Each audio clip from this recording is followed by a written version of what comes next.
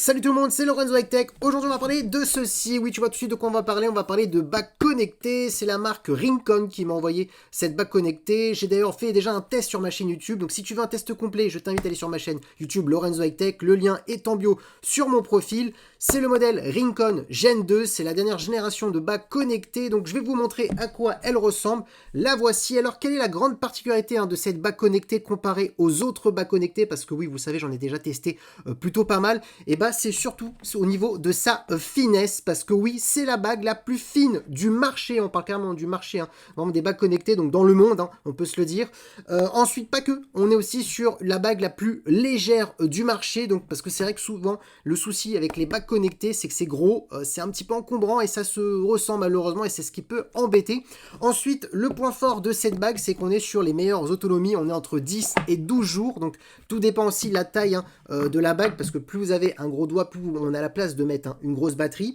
Ensuite, autre avantage de cette bague, je vous le montre en direct, c'est bien entendu au niveau de sa boîte de rechargement, parce que oui, toutes les bagues du marché n'ont pas ceci. Souvent, c'est un petit support qu'on branche en type C et on pose la bague directement dessus pour la recharger. Et là, c'est différent, et d'ailleurs, je trouve que les marques devraient plutôt s'en inspirer, parce que c'est quelque chose qui m'a beaucoup plu, notamment pendant le test. Je vous montre, hop, donc la boîte de protection qui sert en même temps à charger la boîte, qui sert en même temps à charger la bague. Hop, vous la posez et ça y est, elle recharge. Hop, vous pouvez faire autre chose en attendant. Donc ça sert de voyage et on peut tenir avec cette boîte jusqu'à 150 jours. Parce que oui, on peut tenir 150 jours avec cette bague. Donc ça permet vraiment de tenir plusieurs mois. Donc si vous voulez par exemple, je sais pas, voyager pendant plusieurs semaines, plusieurs mois, hop, vous prenez la bague. Pas besoin de vous embêter avec un câble type C. Après, vous pouvez toujours prendre un câble type C pour recharger la boîte et pour pouvoir ensuite recharger la bague. Qu'est-ce qu'on peut faire avec cette bague? Tout comme une autre bague connectée, mais en mieux parce que oui, on a en plus le taux d'oxygène dans le sang, ce qui n'est pas tout le temps le cas dans la plupart des bagues. On peut aussi détecter